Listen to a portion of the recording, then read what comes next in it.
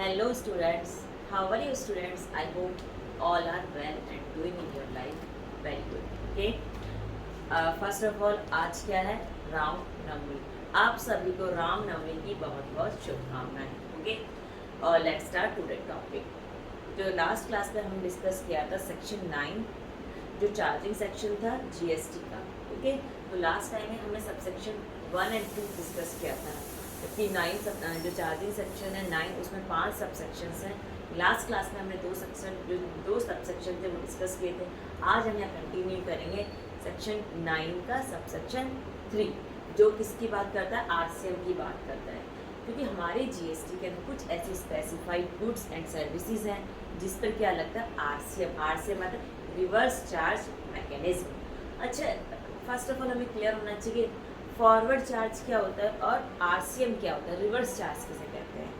अगर अभी तक हम जो बात कर रहे थे वो नॉर्मल चार्ज की बात करते हैं. नॉर्मल मतलब जो सप्लायर है जो जीएसटी को कलेक्ट करता है वही गवर्नमेंट को पे करता है. मतलब सप्लायर ने क्या क्या गुड्स को सप्लाई किया और उससे क्या क्या सप्लाई रेसिपिएंट से क्या क्या मतलब क्या किया, जीएसटी को कलेक्ट किया और गवर्नमेंट को पे कर दिया. इसे कहते हैं फॉरवर्ड या नॉर्मल चार्ज.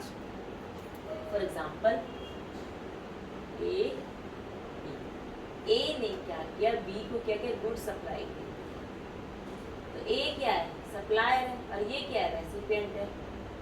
तो यहाँ पर क्या करता है? ये कंसीडरेशन के साथ साथ उससे क्या लेता है? बी से जीएसटी लेता है. और जीएसटी ये सप्लायर क्या करे? जीएसटी को कलेक्ट करेगा रेसिपिएंट से और फिर क्या करेगा? गवर्नमेंट को पे करेगा. गवर्नमेंट को पे करेगा, गवर्नमेंट डिपार्टमेंट में सबमिट करेगा जीएसटी को. ओके. तो ये जो प्रोसेस है इसको कहते हैं normal charge forward charge mechanism. Okay, इसे कहते हैं नॉर्मल चार्ज. अब आता है कि रिवर्स चार्ज किसे कहते हैं. रिवर्स चार्ज मतलब रिवर्स का मतलब उल्टा. मतलब सप्लायर यहाँ पे जीएसटी कलेक्ट नहीं करेगा. मतलब जो रेसिपिएंट है वही जीएसटी मतलब कि वो जीएसटी सप्लायर को ना देकर सीधा किसको देगा? गवर्नमेंट को देगा. ए और बी. ए ने क्या? सप्लायर है. बी क्या? रेसिपिएंट है. ए ने बी को गुड्स डिलीवर की. लेकिन यहाँ पर क्या है कि बी ने ए को सिर्फ कंसिडरेशन दिया गुड्स के बिहाफ पे, लेकिन उसने जीएसटी नहीं दिया.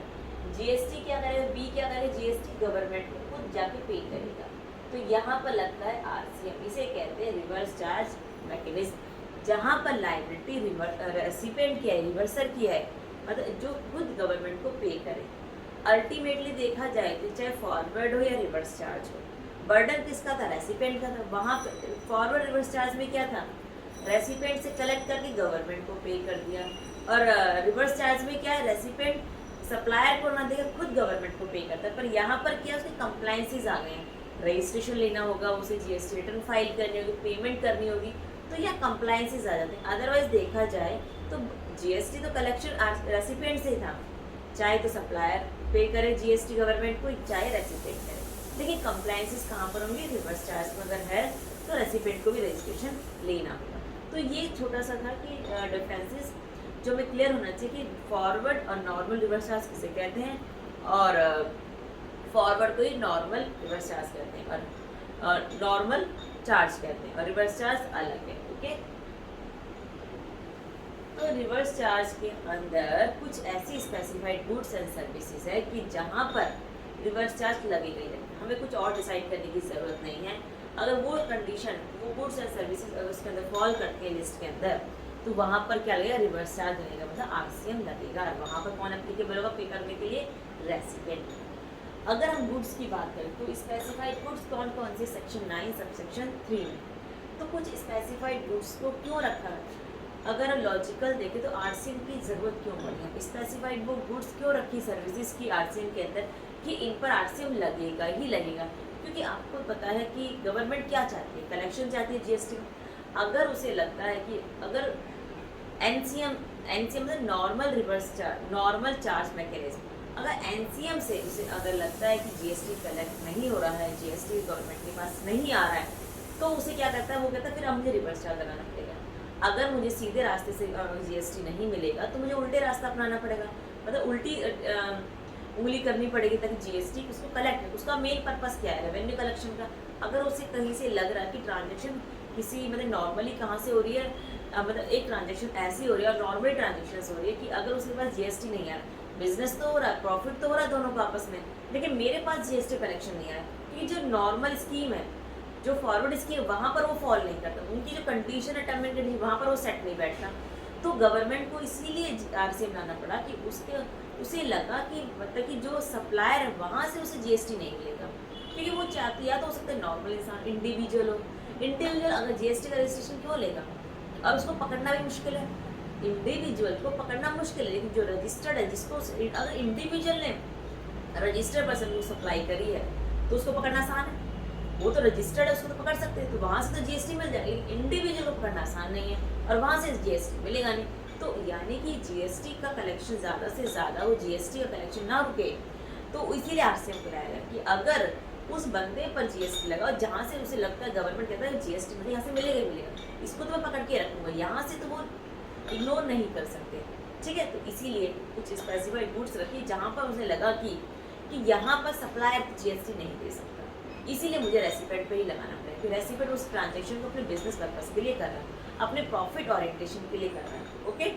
तो स्पेसिफाइड गुड्स में फर्स्ट आता है कैशव नट, नॉट शेल्ड एंड पील्ड, मतलब जो अनप्रोसेस है, जो अभी जो फार्मिंग से कटे हैं, जस्ट अभी उनको प्रोसेस नहीं हुआ, कुछ पीलिंग नहीं हुई है, शेल्फ आउट नहीं हुआ, सिर्फ अभी क्या, सिर्फ अभी वो मतलब कि जैसे फार्मर लेकर आए, कट करके लाए, उसे सेल आउट करें, अनप्रोसेस है।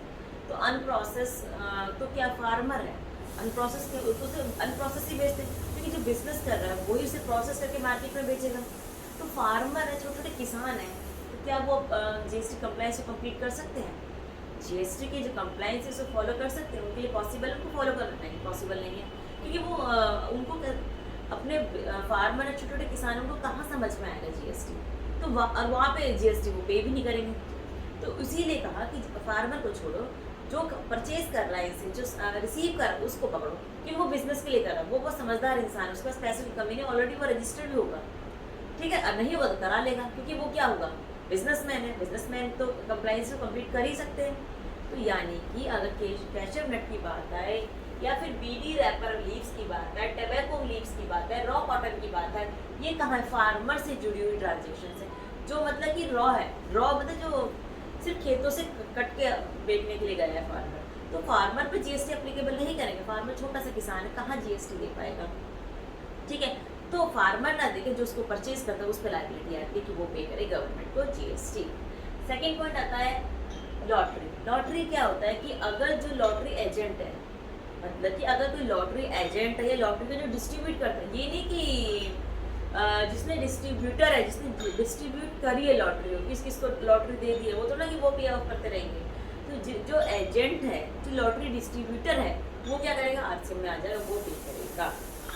अब आता है सिल्क यार्न। सिल्क यार्न भी क्या है, फार्मर की तरह लगा लो, मतलब जो मैन्युफैक्चर होता है सिल्क का, जो यार्न का मैन्युफैक्चर करते हैं, छोटे छोटे लोग होते हैं, तो उन पर भी एप्लीकेबल लगा सकते हैं जीएसटी को। तो क्या होगा, तो वो भी क्या है, रेसिपेंट ही बिजनेस के लिए खरीदता है, उसकी जो सिल्क की जो फर्दर प्रोडक्शन होता है, तो उसके लिए बिजनेस के लिए परचेज करते हैं, तो वहाँ पर भी बिजनेस मैन ही आ जाएगा, मतलब रेसिपेंट ही आ जाएगा। फिर आता है यूज्ड व्हीकल, सीज्ड या confiscated old and used goods या वेस्ट एंड स्क्रैप। मोटा मोटा देखा जाए तो सेकंड हैंड, जो भी सेकंड हैंड गुड्स है, तो क्या होगा, अगर सेकंड हैंड गुड्स अगर किसी हमने रजिस्टर्ड पर्सन को बेची है, सेकंड हैंड गुड अगर रजिस्टर्ड पर्सन को बेची तो वहाँ पर क्या आरसी एप्लीकेबल होगा, क्योंकि सेकंड हैंड अगर नॉर्मल इंडिविजुअल बेचता है तो वो कहाँ जीएसटी के दायरे में आएगा, उसको गवर्नमेंट पकड़ पाएगी, नहीं पकड़ पाएगी। लेकिन अगर उसे रजिस्टर्ड पर्सन को बेचा गया जो ऑलरेडी जीएसटी के अंदर कवर है या कहीं और कवर है, तो उसको गवर्नमेंट पकड़ पाएगी, उस पर गवर्नमेंट का कंट्रोल है, तो वहाँ पर वो क्या करता है, आरसी रूल करेगा। मतलब देखा जाए तो वो उन गुड्स को लेकर आती है जहाँ पर उसे लगता है कि सप्लायर को उसका कंट्रोल नहीं है, सप्लायर को उसका कंट्रोल नहीं, मतलब कि वो उसे जीएसटी नहीं देगा, उसे पता है कि यहाँ से मुझे जीएसटी नहीं मिलेगा। जब यहाँ से उसे जीएसटी नहीं मिलेगा तो क्या करेगा, रेसिपिएंट जो उसे खरीद रहा है वो उसके कंट्रोल में, उसके पकड़ में है, तो वहाँ से उसे जीएसटी मिलेगा। तो यही कंसेप्ट है आरसीएम का कि अगर सप्लायर ना दे तो रेसिपिएंट की लायबिलिटी कि वो रजिस्ट्रेशन करे। अच्छा, तो स्टूडेंट्स आज हमने डिस्कस किया जो स्पेसिफाइड रूल्स है जिस पर आरसीएम एप्लीकेबल होता है। ओके, नेक्स्ट क्लास में हम टेकअप करेंगे सप्लाई ऑफ सर्विसेज जिस पर आरसीएम एप्लीकेबल होगा। सर्विसेज के अंदर 16 पॉइंट्स हैं, 16 ऐसी सर्विसेज डिसाइडेड की गई है जिन पर आरसीएम एप्लीकेबल होगा। ओके, आई होप आपका आज का जो लेक्चर है पसंद आया होगा, तो please do and like my channel को सब्सक्राइब करो ज़्यादा से ज़्यादा, ताकि मोटिवेशन के साथ आऊँ आपके साथ नई नई video. Okay, bye bye students.